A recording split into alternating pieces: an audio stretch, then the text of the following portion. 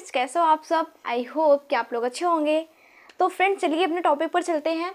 तो यहाँ हम लोग ये पढ़ रहे थे कि फीचर्स ऑफ पार्लियामेंट्री गवर्नमेंट के बारे में। हाँ, तो इसमें हम लोगों ने देखा था कि संसदीय सरकार की विशेषताएं क्या क्या थी। तो संसदीय सरकार की विशेषताएं क्या क्या थी, तो इसमें देख चुके थे कि नामिक एवं वास्तविक कार्यपालिका, बहुमत प्राप्त दल का शासन, सामूहिक उत्तरदायित्व, तो राजनीतिक एकरूपता, दोहरी सदस्यता एंड प्रधानमंत्री यानी प्राइम मिनिस्टर का नेतृत्व और इसलिए सदन का विघटन। उसके बाद में आपका 8वां आता है गोपनीयता। तो इसी पे आज हम लोग बात करने वाले हैं। यहाँ पे जो पॉइंट्स लिखे हुए हैं, तो सबसे पहले अगर हम बात करें कि नामिक एवं वास्तविक कार्यपालिका का क्या मतलब है। हाँ, तो सबसे पहले हम लोग बात करने वाले हैं कि जो यहाँ पे लिखा है कि नामिक एवं वास्तविक कार्यपालिका। तो देखो, इसका मतलब ये है कि मैंने आपको ऑलरेडी बताया है कि देखिए, जो राष्ट्रपति, इसमें राष्ट्रपति जो यहाँ पे प्रेसिडेंट होते हैं आपके प्रेसिडेंट, ठीक है, प्रेसिडेंट, और अगर हम प्राइम मिनिस्टर, ठीक है, उनकी अगर हम बात करें तो यहाँ पे प्रेसिडेंट और प्राइम मिनिस्टर की बात आ रही है। तो कहने का मतलब ये है, मैं आपको बता दूं, देखिए राष्ट्रपति नामिक कार्यपालिका है, यानी कि सिर्फ विधिक कार्यकारी जिसे कहते हैं। कहने का मतलब ये है कि इसमें जो आपके नामिक एवं वास्तविक कार्यपालिका, मतलब यहाँ पे जो राष्ट्रपति महोदय जी होते हैं वो सिर्फ नाम मात्र के होते हैं, लेकिन जो असली कार्यकारी होते हैं वो आपके प्राइम मिनिस्टर होते हैं। यानी कि कार्यपालिका कि यहाँ पे जो कह रहा है कि नामिक एवं वास्तविक, लेकिन अगर वास्तविक बात करते हैं तो आपके पीएम होते हैं, और अगर नामिक सिर्फ नाम मात्र की अगर हम बात करें तो आपके प्रेसिडेंट यानी कि प्रधानमंत्री के जो आपके राष्ट्रपति महोदय जी होते हैं वो। तो इसमें यही कहने का मतलब ये है कि देखिए, राष्ट्रपति नामिक है, नामिक मतलब राष्ट्रपति जो होते हैं वो नामिक कार्यपालिका के हैं, मतलब जो कार्यपालिका के नामिक होते हैं वो आपके राष्ट्रपति होते हैं।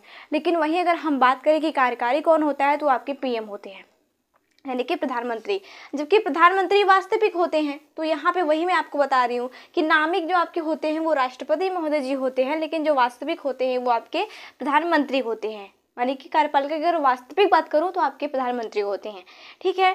तो यहाँ पे कह रहा है कि इस तरह राष्ट्रपति राज्य का मुखिया होता है, मतलब राष्ट्रपति जो होते हैं वो राज्य का नामिक मुखिया होता है, लेकिन राज्य का अगर हम बात करें कि जबकि प्रधानमंत्री सरकार का मुखिया होता है, मतलब सरकार का मुखिया आपके होते हैं प्रधानमंत्री यानी कि पीएम, प्राइम मिनिस्टर होते हैं। अब वहीं अगर हम बात करें कि राज्य का नामिक कौन होता है, तो वो होते हैं आपके प्रेसिडेंट यानी कि राष्ट्रपति महोदय जी।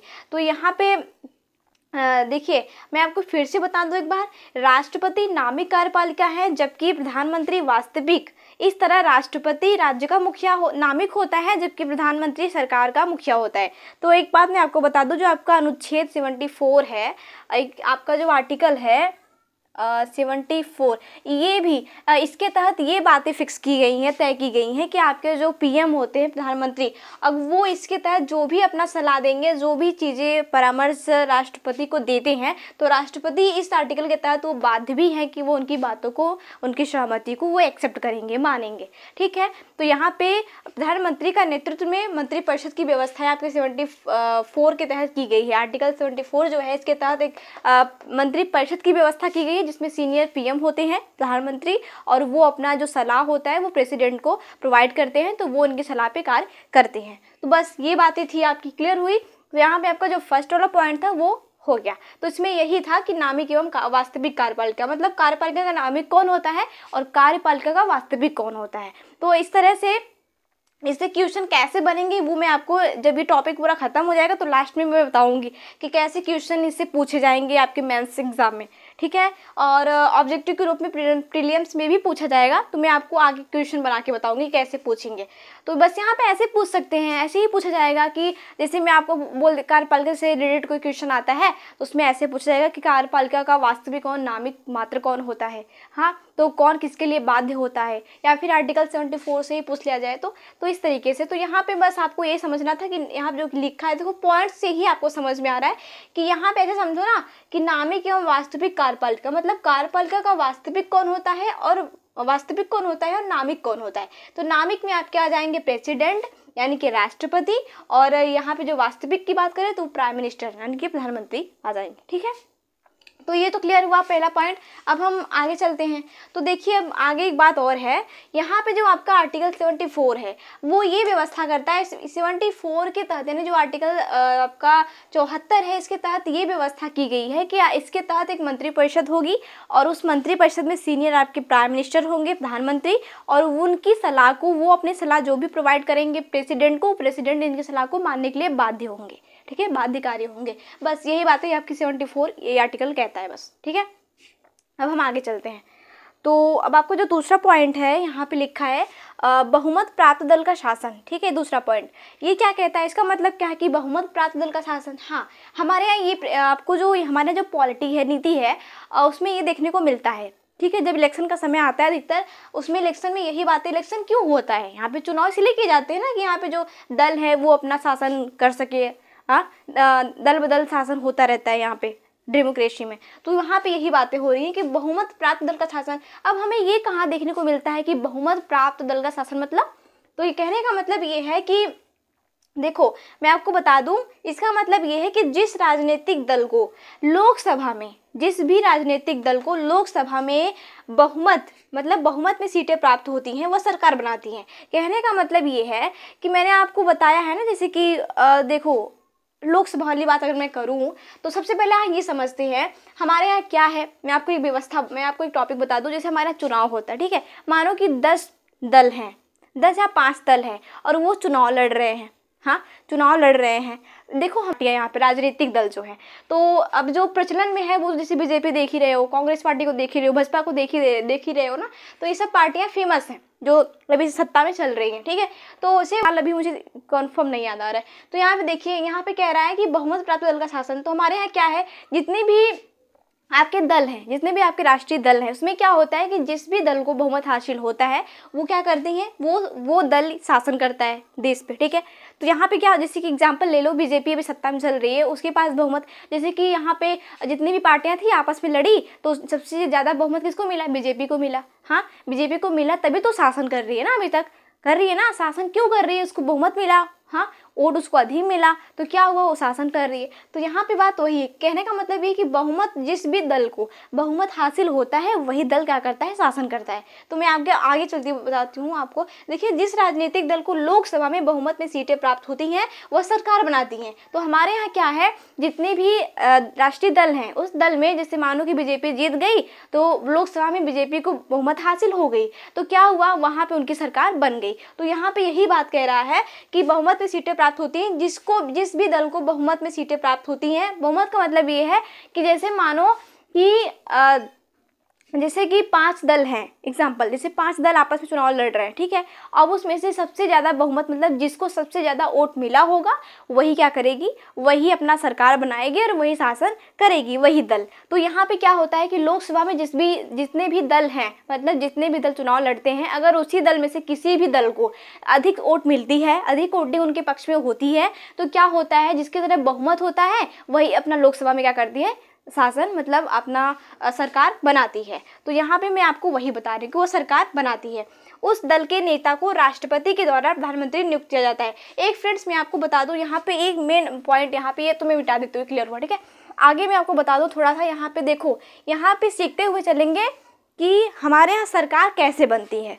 यहाँ पे थोड़ा ये भी देखते हुए चलेगा सरकार कैसे बनती है, मैं आपको वो बता रही हूँ। ठीक है, देखो इस पॉइंट में सरकार कैसे बनती है, देखो कैसे बनती है। हमारे यहाँ भी वोटिंग होने वाली है। यहाँ पे देखो, अब चुनाव का समय आ ही गया है, चुनाव जहाँ तक है 25 तारीख से स्टार्ट भी हो जाएगा। तो यहाँ पे देखिए, अब मैं आपको यहाँ पे ये वाले पॉइंट को थोड़ा ध्यान में रखते हुए चलिएगा। तो यहाँ पे लिखा है कि सरकार कैसे बनती है। यहाँ पे थोड़ा ध्यान में देना, मतलब जैसे हमारे जो वोटिंग होती है चुनावी तौर पर, यहाँ पे अब देखो भी हाल में चुनाव होने वाले हैं लोकसभा के।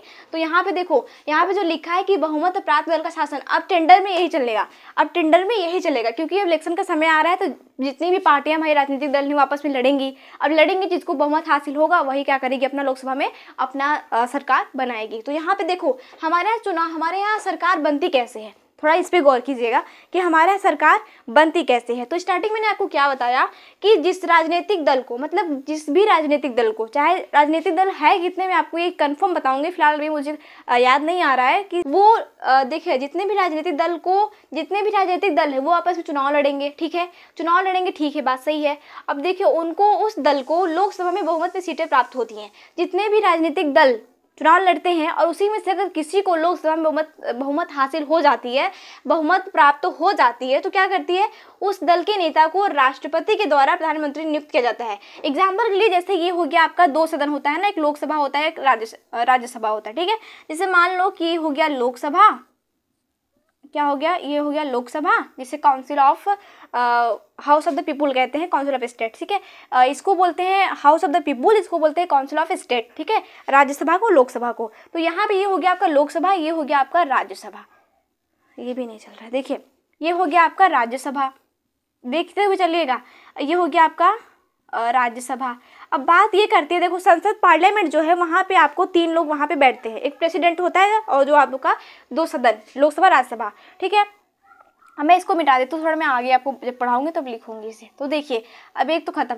अब यहाँ देखो बात क्या होती है, यहाँ पे आपके प्रेसिडेंट होते हैं, ठीक है, क्या प्रेसिडेंट, ये आपके प्रेसिडेंट है और ये आपका लोकसभा, ये आपका राज्यसभा, ठीक है।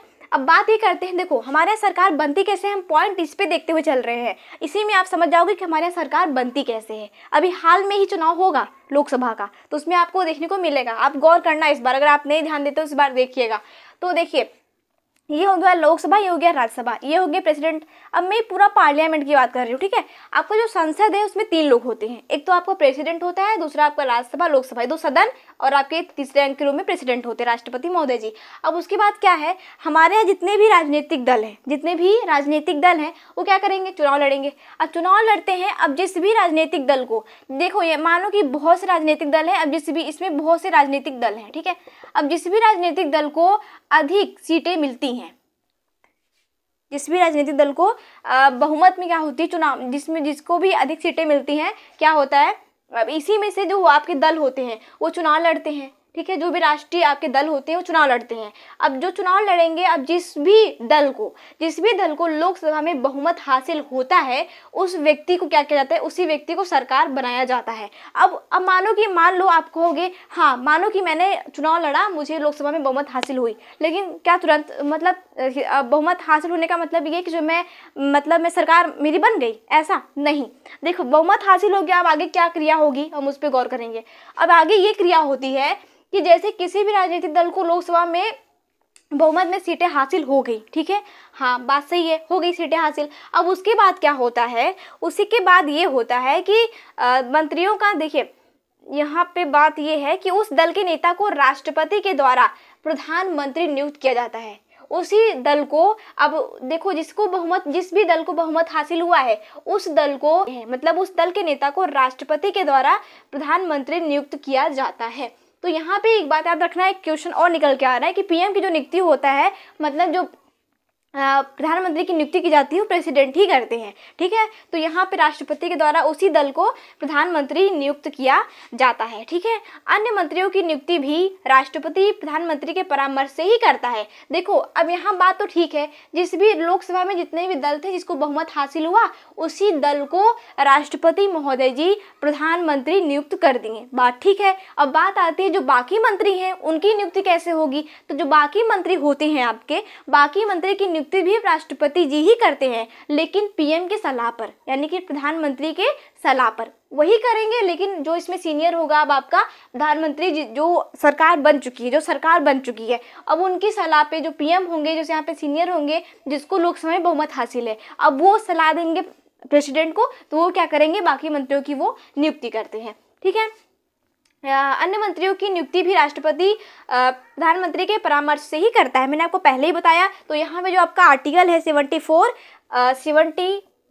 4 ये क्या करता है, मंत्रिपरिषद की ये मंत्रिपरिषद की व्यवस्था करता है, जिसमें सीनियर आपके पीएम होते हैं और उनके सलाह पे ही राष्ट्रपति महोदय जी कोई भी कार्य करते हैं और वो उनकी सलाह को मानने के लिए बाध्य भी होते हैं। ठीक है, तो यहाँ पे बात सामने आई कि जब आपके मंत्रिपरिषद में सीनियर पीएम होते हैं, मैंने आपको बता दिया कि जब वो सलाह देंगे तो जो राष्ट्रपति होंगे वो मानेंगे ही मानेंगे। तो अगर यहाँ पे प्रधानमंत्री जी ये कहते हैं कि मेरी सलाह पे आप बाकी मंत्रियों की नियुक्ति कीजिए तो करेंगे, क्योंकि वो आर्टिकल के तहत 74 के तहत वो बाध्यकारी भी हैं, उन्हें मानना ही पड़ेगा। अब ऐसा नहीं है, देखो किसी भी स्तर पे आप देख सकते हो, कोई भी अगर सीनियर है तो उसको एक पक्ष विपक्ष देने के कहने के लिए और कोई परामर्श देने के लिए उसके साथ में कोई ना कोई व्यक्ति होता ही होता है। ठीक है, जैसे मान लो राष्ट्रपति है तो अब उनको सलाह देने के लिए कौन बैठा है, पीएम बैठे हैं। ठीक है, वो उनको परामर्श देंगे तभी वो कुछ करेंगे, क्योंकि ऐसा इसलिए होता है क्योंकि वो इतने सीनियर पद पे बैठे हुए हैं, वो जस्ट में डिसीजन कोई नहीं ले सकते। ठीक है, अगर पीएम भी कोई डिसीजन लेते हैं तो उनको भी 100 बार सोचना पड़ता है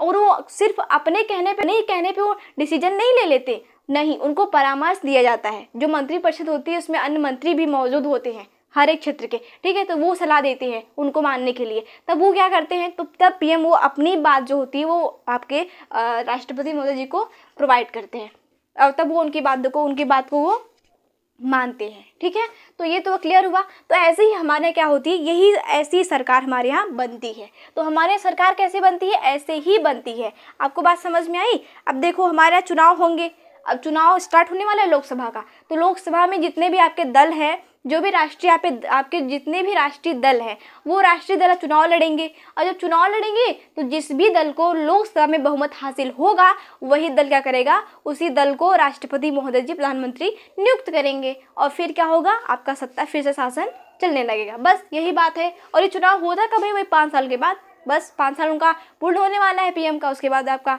फिर यही चुनाव होगा आपका, बस हो भी रहा है, मतलब स्टार्ट होने वाला है 25 तारीख से, यहाँ तो होना स्टार्ट हो जाएगा। तो फ्रेंड्स समझ में आया? अब ऐसे ही हमारे यहाँ सरकार बनती है। ठीक है फ्रेंड्स, तो यहाँ पे देखिए अब मैं आगे चलती हूँ। राष्ट्रपति जो होते हैं प्रधानमंत्री के परामर्श से ही कार्य करते हैं, जो भी करते हैं। जब किसी एक दल को बहुमत प्राप्त नहीं होता है, हाँ एक बात और समझना, अभी आपको समझ में आया यहाँ पे, अभी तो मैंने आपको सिर्फ ये बताया कि जिस भी दल को लोकसभा में बहुमत हासिल होता है वो सरकार बनती है। बनती कैसे है कि राष्ट्रपति उसी को प्रधानमंत्री नियुक्त कर देते हैं। बात ठीक है, इतना तो क्लियर हुआ। अब लेकिन एक बात यहाँ पे सवाल आपका मन में ये भी खड़ा हो सकता है ना, ये भी खड़ा हो सकता है कि अगर किसी भी दल को बहुमत हासिल हो ही ना तो सरकार बनेगी कैसे।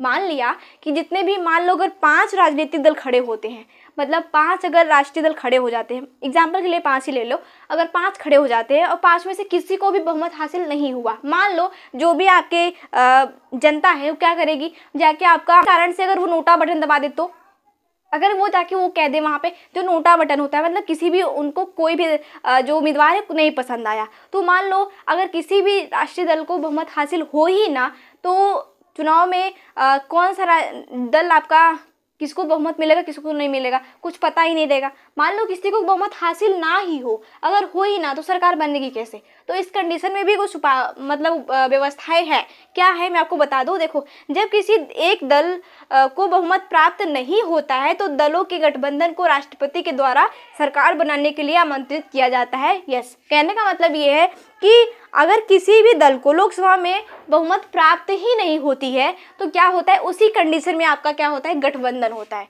उसी कंडीशन में क्या होता है आपका क्या होता है, गठबंधन।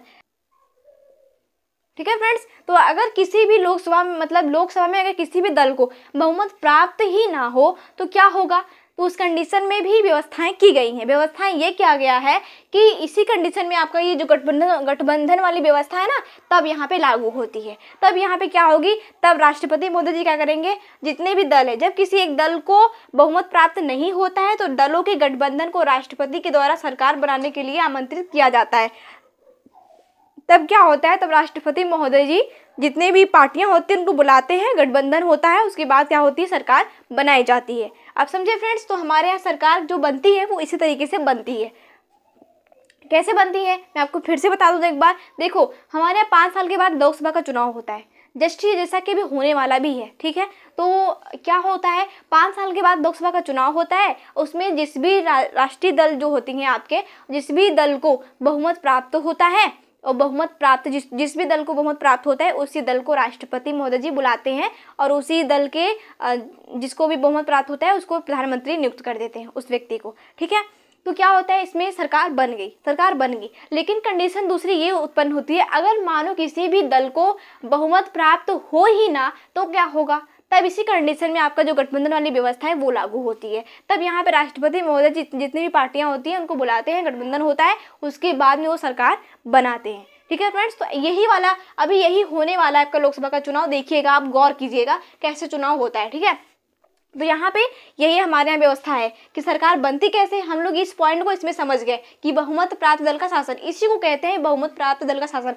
हमारे यहाँ जिस भी दल को बहुमत प्राप्त होता है उसी को राष्ट्रपति महोदय जी प्रधानमंत्री नियुक्त करते हैं। बस, कुछ नहीं था। क्लियर हुआ आपका टॉपिक। अब हम नेक्स्ट बात करेंगे सामूहिक उत्तरदायित्व पर। तो फ्रेंड्स, हम सामूहिक उत्तरदायित्व जो है ये हम नेक्स्ट वीडियो में समझेंगे। ठीक है फ्रेंड्स, तो हम फिर मिलते हैं नेक्स्ट वीडियो में। Thank you so much.